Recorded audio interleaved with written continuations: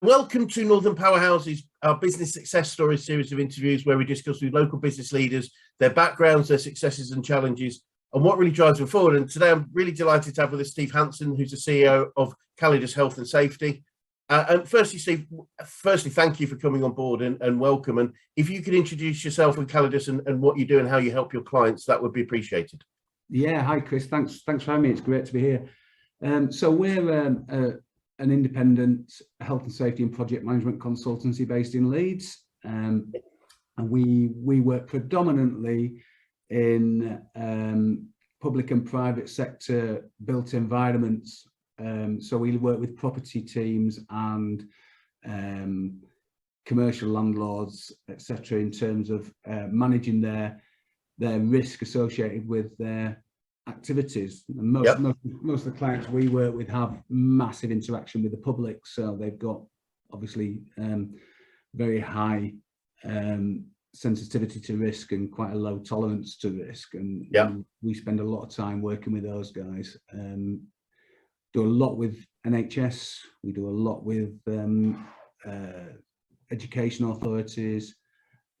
Funnily enough, we just started a big project in prisons, which is an interesting one. And then on the flip side of that, we will work with large retail organisations. So we work with Marks and Spencer, we work with Adidas, Motorpoint is a big client of ours. So yeah, we've got quite a diverse client portfolio. We do quite a lot of strategic consultancy, so trying to help organisations plan and manage their risk on a global or a national level.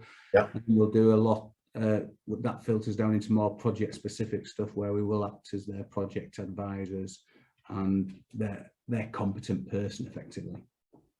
Yeah, fascinating.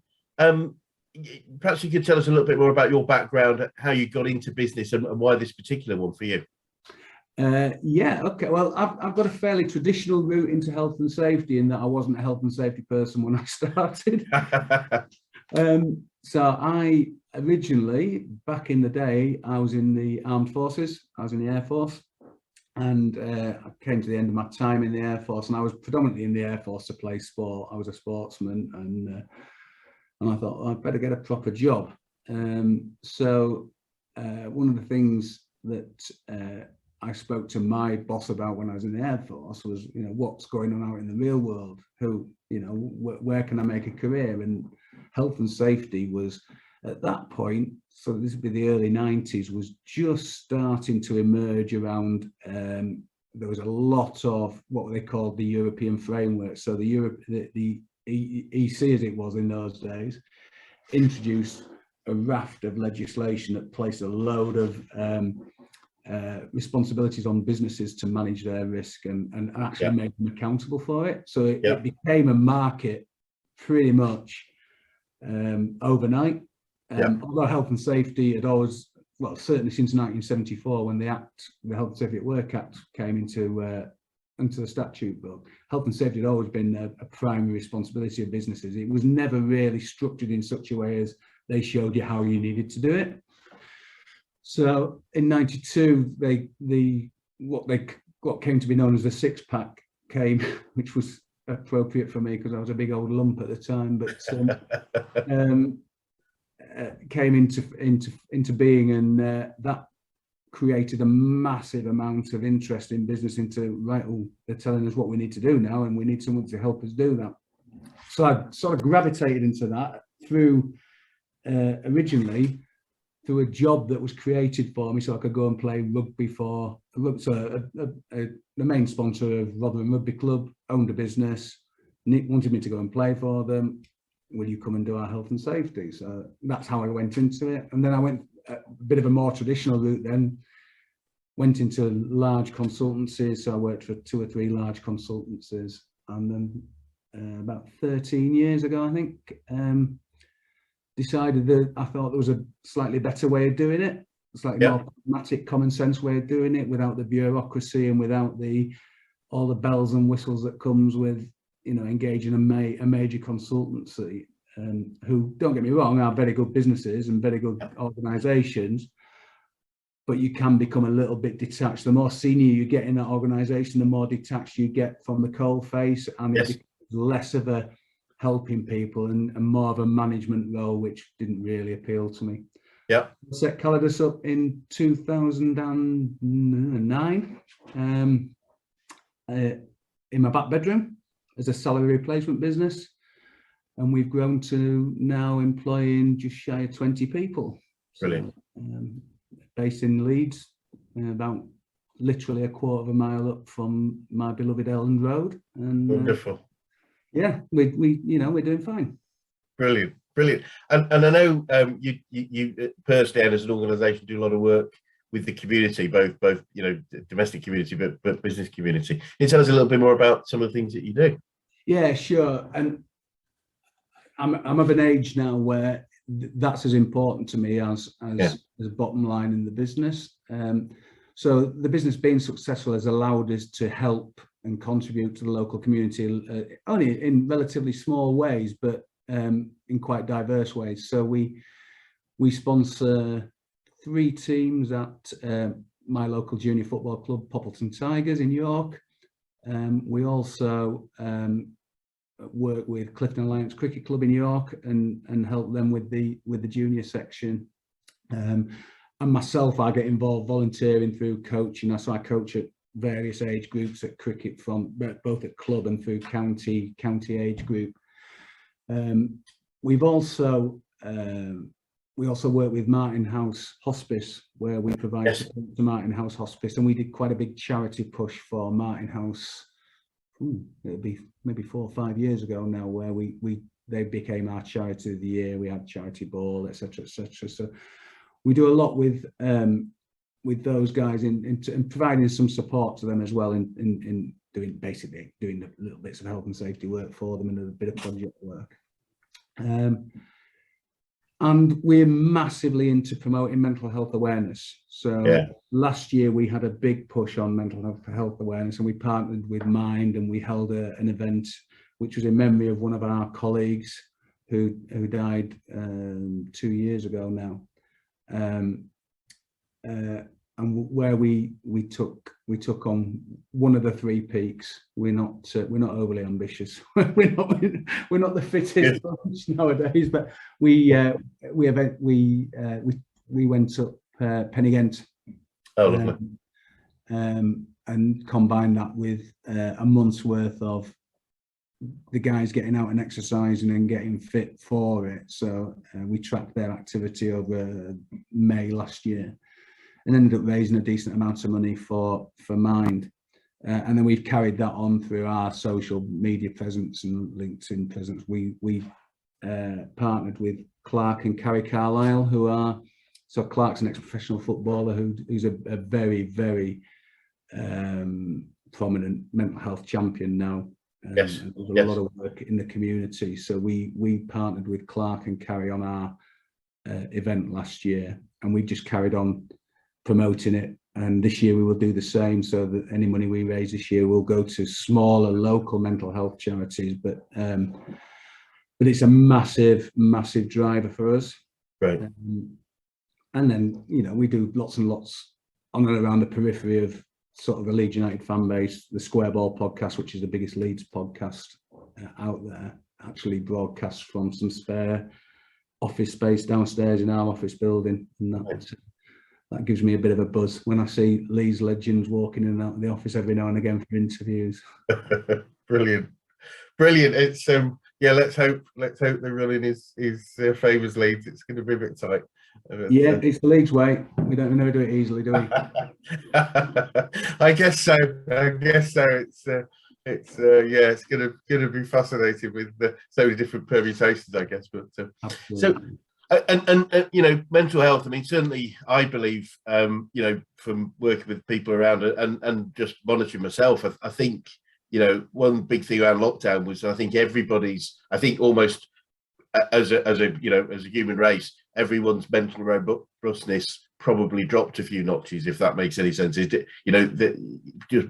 I'm conscious of myself that things probably affected me more that probably wouldn't affect me before. So it's almost like we're not quite as strong because of what's happened. And I think therefore what you're doing is great.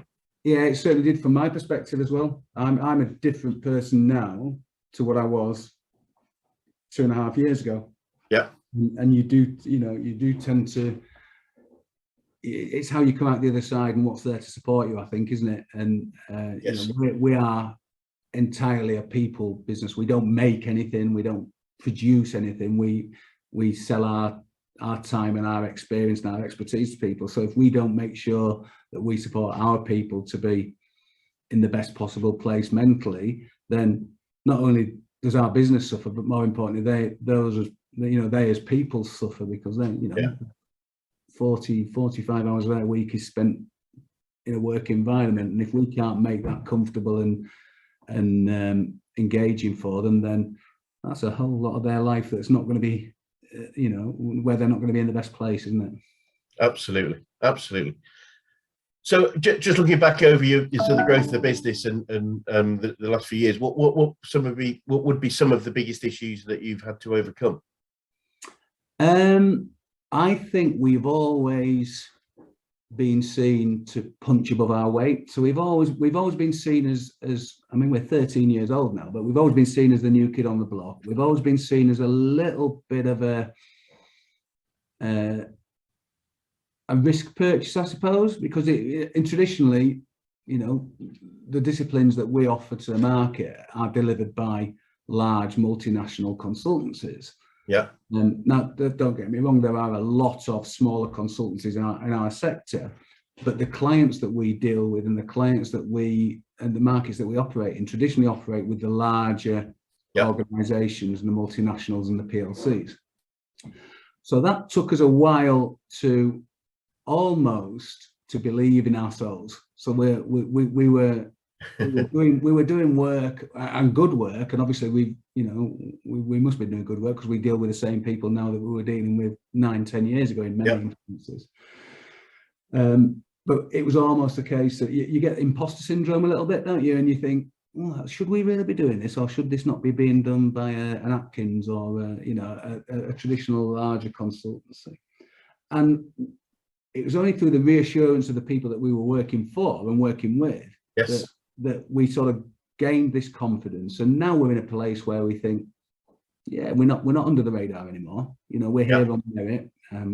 We're doing good stuff. We're dealing with clients that I could never have dreamed I would be working with when I left my job, and doing a good job. Not doing a very good job in most instances, well, in all instances, I think. Which again, I think what's helped us is our approach. We're very pragmatic, but we're also very committed. Yeah. If we say we're going to do something, we will do it. And if that means that I have to roll my sleeves up and get involved at a relatively low level, then I will. And likewise, the guys that I've got working with me, none of them are too proud to do whatever is necessary to do. And I think clients actually appreciate that. Yeah. And they like integrity. They like the I suppose it's almost vulnerability of being, you're dealing with people who's this is actually our lives. This is everything to us. So I think that's really helped us. Great. And it makes perfect sense. I think, some simple things that aren't, you can't put them on the bottom line, you can't put them, but things like just caring, you just, and I know, one of the things I say to my clients, I really care. And I always say, I like to celebrate. Well, I like to celebrate their wins almost as much as they should, but I find too many people don't, unfortunately. I think there's a fine line to tread between caring and being evangelical. I think people see through evangelism. Yep. But I think if they see that you've genuinely got their back and you genuinely want them to get the best out of what they're paying you for, right, then they will go with you all the way. I think if you start to get too evangelistic about it, that does tend to sort of turn people off, and they think, well, I've heard this from umpteen different people who told me the same thing and never really delivered it.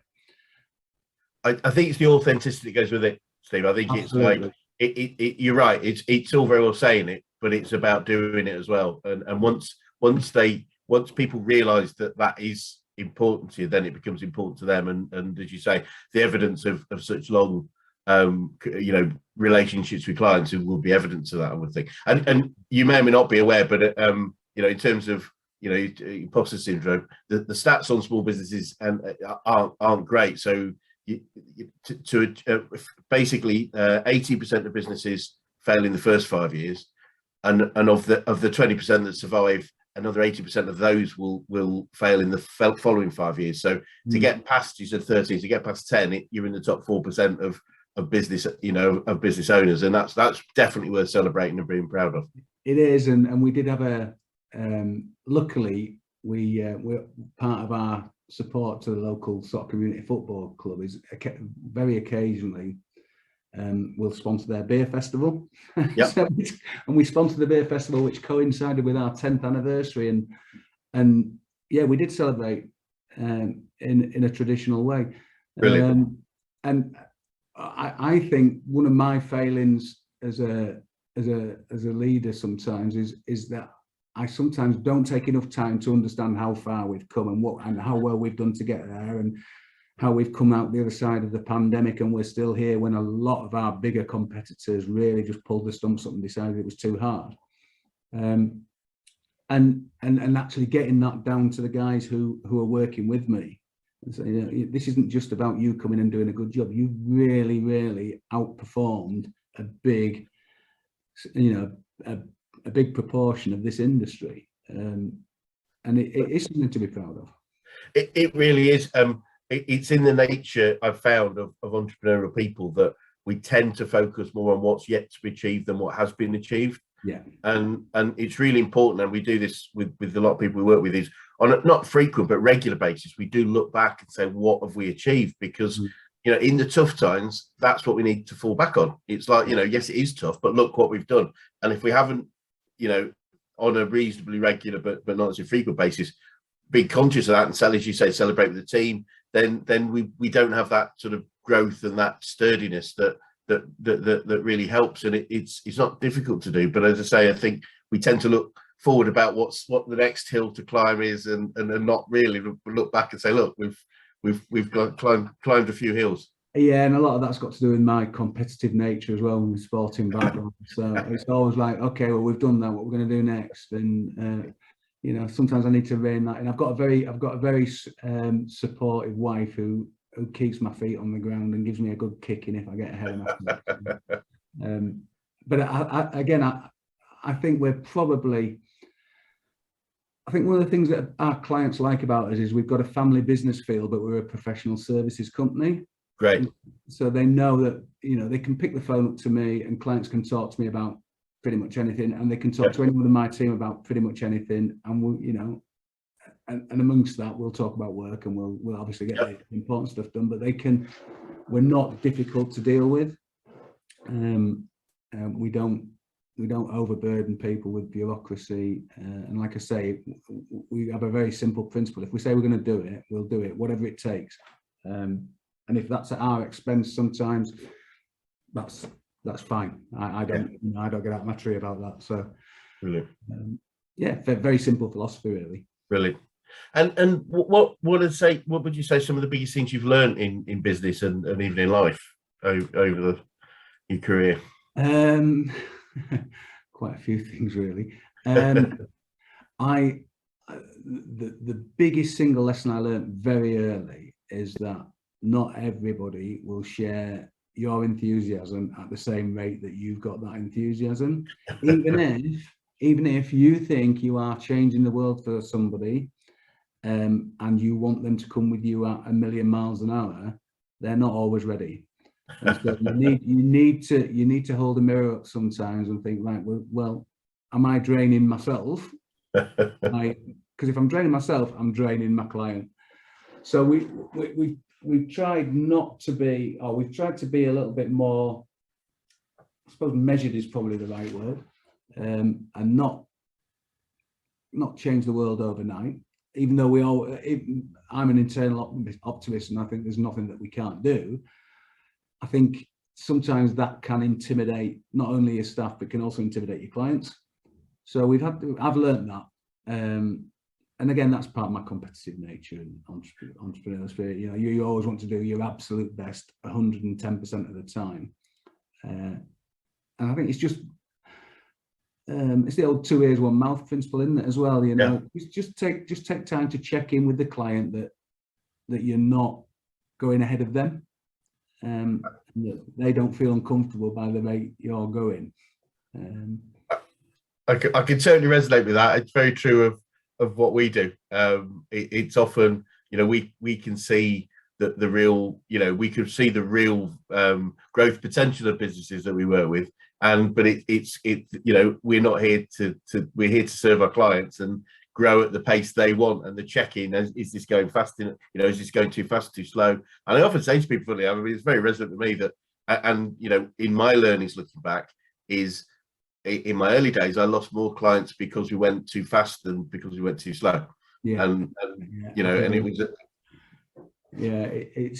I think, I mean, we've got a very, very, the thing I'm proudest of in the business is our retention rate of clients. I mean, I still deal with some clients that I dealt with on day one when like I say, when I was walking across to my back bedroom.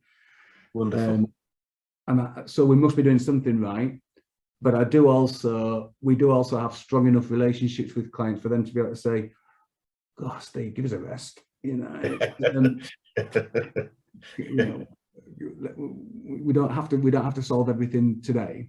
Absolutely. And we're a lot better at it now than we were. But it's just born out of wanting to do the best you can, I think. Absolutely. So it just resonates with that point about caring about, you know, getting the best outcome for our clients. So it's absolutely. So that was a massive lesson learned, because that allowed me then to take my foot off the accelerator a little bit and just be a little bit more considered and sort of taking the bigger picture and start to think about the mental health awareness and start to think about how we can make a difference in the community, because we weren't 100% focused 100% of the time on just delivering outcomes for clients, you know. So, and that's what shaped the business a little bit and allowed me to feel comfortable that you know, a lot of people say, oh yeah, we're a very socially responsible business, and there's don't get me wrong, there's lots more that we can do, but I do genuinely feel that we're a business that has a conscience and does want to leave a little bit of a positive impression behind, other than just being good at what we do. And I suppose the other thing, I think the pandemic taught us that you can never take anything for granted.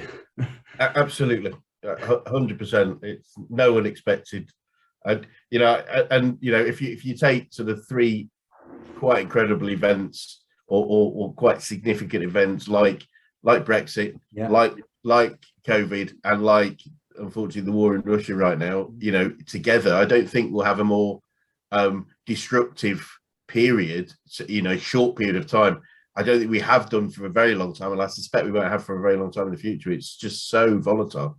Exactly that, and this is what I keep saying to our guys, because clearly that sort of environment does unsettle people, and they are living it every day, and you know, I'll say to them, well, look, we're living in unprecedented times. We've survived in unprecedented times. Yeah, we're a different business now to what we were before the pandemic, and I don't think there's any business that wouldn't say that. Yeah. Prior to going into the pandemic, you know, all I could see was exponential growth year on year on year, and we've been sort of forced into consolidation, which is no bad thing, because it's made us look inward and it's made us think, right, actually, you know, were our foundations as robust as they should have been? Probably not. So we've had a bit of time to do something about that, and things that we, like you say, you run a business and you think, oh, that'll never happen, or that'll never happen. Well, it just has. Yeah. So you do need to plan for it, and you do need to make sure that you've got arrangements in place that'll help you cope with it. And we've come out of it a much stronger organisation. Yeah. We're not as strong as, and again, we've done well and we've recovered well, but profitability isn't as strong post-pandemic as it was pre-pandemic, but we can see where it's going to get back to there. Absolutely. And we're a much more robust business in terms of our infrastructure and in terms of the way we operate and behave. What I call back of house when we're not in front of the customer. We are much more robust than we were. Yeah. 2.5 years ago, really. Brilliant, great to hear. And you know, I've been through business-wise sort of three significant sort of recessive events going back to sort of the early 90s, and you know, for us, certainly the first one, just getting through it was a massive victory, because a lot of our competition, unfortunately, but it was the same, you know, they went by the wayside. I think you mentioned that was true of you, and that becomes a win. So getting through, irrespective of profitability, is still a massive win, and it's you know, it's worth celebrating in itself. Exactly. I think you're right. A lot of owner managed businesses, it will have just got too hard. You know, do you know what? I'll go get a job. Yeah, absolutely. And I 150% can see where they're coming from. Yeah. And there were times where I'm sat at home, you know, with Nikki, my wife, and I'm thinking, I'm not sure whether it's the responsible thing to do to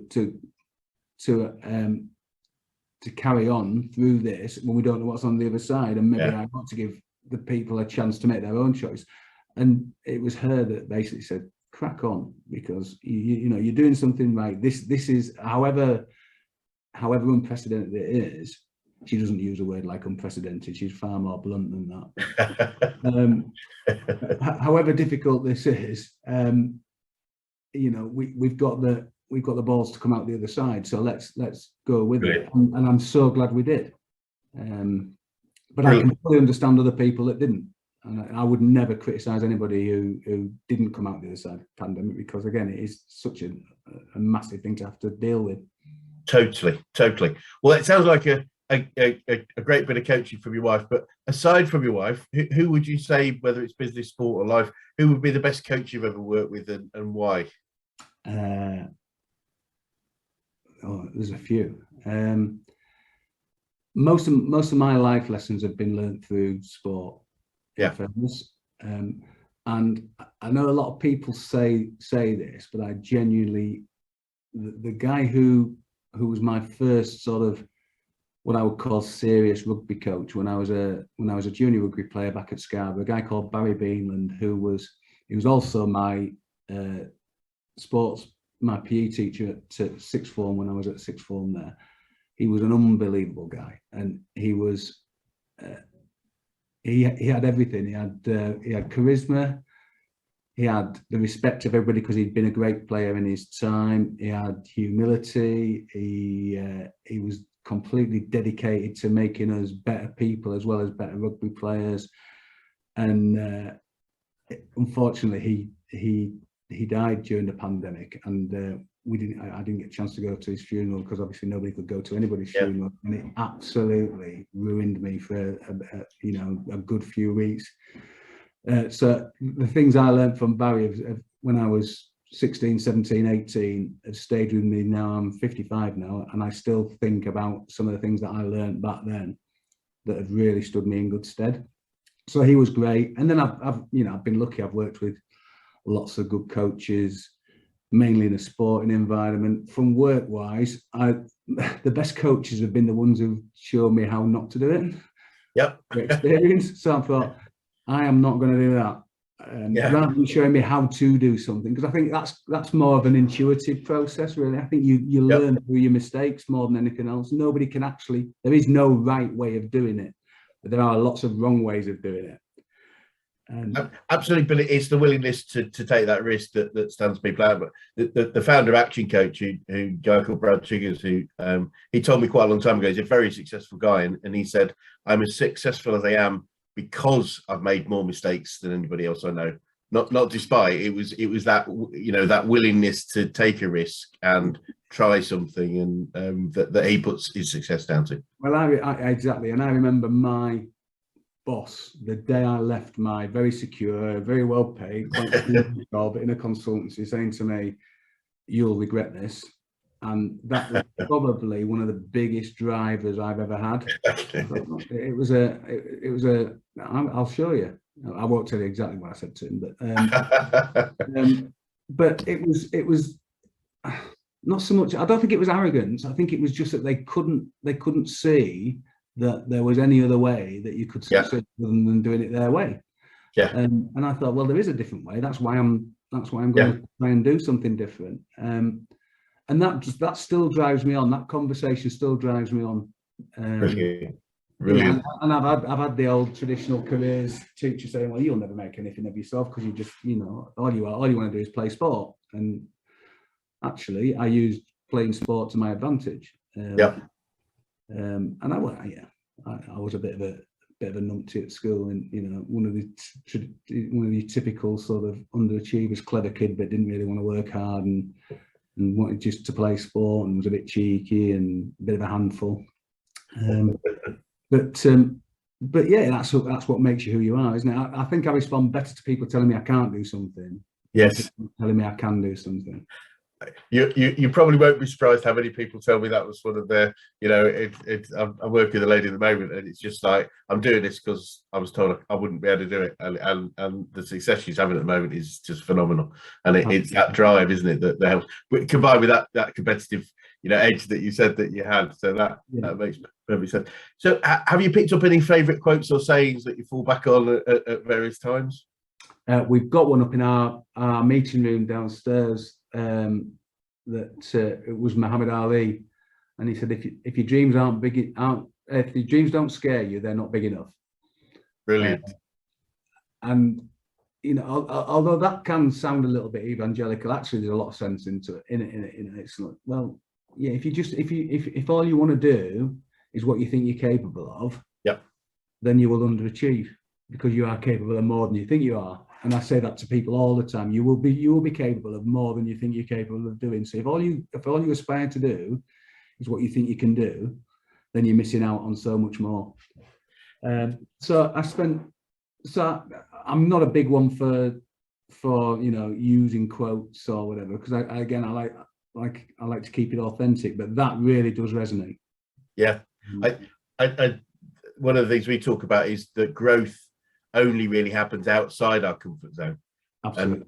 And the weird thing I really find, Steve, is, especially talking to businesses on a regular basis, is for many people I see in business, their comfort zone is actually their discomfort zone. They don't like where they are, but they're not willing to grow outside it, and so it's like it's an uncomfortable place, and yet the change won't happen. And I guess go figure. But there we go. That's but you only learn through experience, don't you, Chris? And I think that's the thing. Absolutely. If you don't, it is as simple as, if you don't try, you'll never know. Absolutely. We've got to, that's the only way. I found in my previous business career before I became a business coach was because we were growing so fast, and we talked a lot about sort of fast growth. It was impossible ever to make a very informed decision. It was like, we're going too fast, we've got to make a decision. And the sort of thing I had to live by was, I'm going to make the decision I think is right with the information I've got, but then by my actions do my best to make it the right decision, if that makes any sense. Yeah. And I think that's the edge of that sort of growth level that we have to go through sometimes when we are in that mode, and just take that risk. Exactly, making ambitious decisions and then making them fit. And I think, what was it? I do pick up quotes, so forgive me that I do. But I think Richard Branson said, if somebody asks you a question, always say yes, and then work out how to do it. And that's it's not a bad bit of advice, because So, what would you say you've learned about yourself over your career? Quite a few things, actually. I've learned that I should never ever use, because I come from a fairly humble background, I should never use my background as an excuse for not doing something. And so it doesn't matter where you've come from, if you've got the will and the ability, you'll get wherever you want to go. Right. So I've learned that. I've learned that you're not a victim of your background. Your background is a circumstance. Yep. So that, and I learned that way too late in life, to be honest with you. I've also learned that you're not invincible. So I've had my own health struggles, where I thought I'd gone through the first 40 odd years of my life thinking, well, you can chuck anything at me and I'll just come out the other side. But I had a fairly major health scare about 5-6 years ago, which I came back from. But again, don't take health for granted. Yeah. Always make time, even, and I'm not just on about your physical health, make time for your mental health as well. Make time, make space for yourself. You're not cheating anybody by making space for yourself. In fact, you're doing them a favor. So I learned that, but I learned that way too late, and I'm trying to drill that. I've got an 11-year-old now. I'm trying to drill that into him because he's quite an intense kid, and I keep saying to him, "Woo, take your foot off the gas, kid, and just do something." And also, I suppose the biggest single lesson I've learned all through life is you're only as strong as your weakest link. So I've always worked in a team environment. I've never worked solo, and I've always only ever been successful when those around me are successful. So if I've been in a successful sports team, it's because everybody's been doing their job, everybody's been on it, been working hard, and then if someone has a bad day, somebody else can step in to compensate for it. And it's exactly the same in work, in business. You should be aspiring to raise everybody's confidence and ability level, not just the leaders. Because I influence the business in one way, but I've got 15, 20 other people who influence the business in lots of other ways that I can't. So I would say, if nothing else, make sure that you develop and encourage everybody to do to achieve their maximum, because that makes your life so much easier. Brilliant. Absolutely. Very, very, very true. So looking forward, what does the future look like for you and Callidus, and what might be some of the challenges you see moving forwards, if any? Opportunity and challenge in the same sort of scenario, really. So we've got lots of our clients who are now sort of back up and running and back into business as usual, and back into sort of more into a growth mindset, and so that means there's a lot of opportunity for us to grow with them and to provide more to them. But that again gets us back into the challenge I talked about before, into try not to do too much too quickly. So be a little bit more sustainable, be a little bit more mindful of the pace that we want to grow at, and be a little bit more choosy in terms of where we devote our effort, rather than trying to be everything to everybody. So I think that's probably the biggest challenge, because there's lots of opportunity out there. It's just choosing the best horse to back, really. Yes, brilliant. I will. Very, very best of luck with that. So just a few simple questions just as we wrap up with, what would you say to anyone thinking of going into business right now, Steve? Do it. I think you're a long time regretting it. If you do it and it doesn't work out, you've always got a chance to go and do something else. If you don't do it, you'll always wonder why you didn't do it. Brilliant. Love it. Very, very sound advice. And if you started your business over again, is there anything you'd do differently? I'd give the business more credit for being good at what we do than I did before. So I'd lose the imposter syndrome a lot sooner, which would allow us to enjoy the success a lot more. Brilliant. That's very wise words. I think I think I said earlier, the number of people I've spoken to who still, have gone through a phase of, or still feeling that level of imposter syndrome, and it is a challenge, I think, for many people. And finally, what if you could go back in time, what is the best advice you give to an 18-year-old you? Don't listen to people telling you can't do it. Brilliant. Love it. I wasted so much time not doing something because somebody else told me I couldn't do it. And then once I realized that isn't going to stop me, then that's when the penny dropped with me.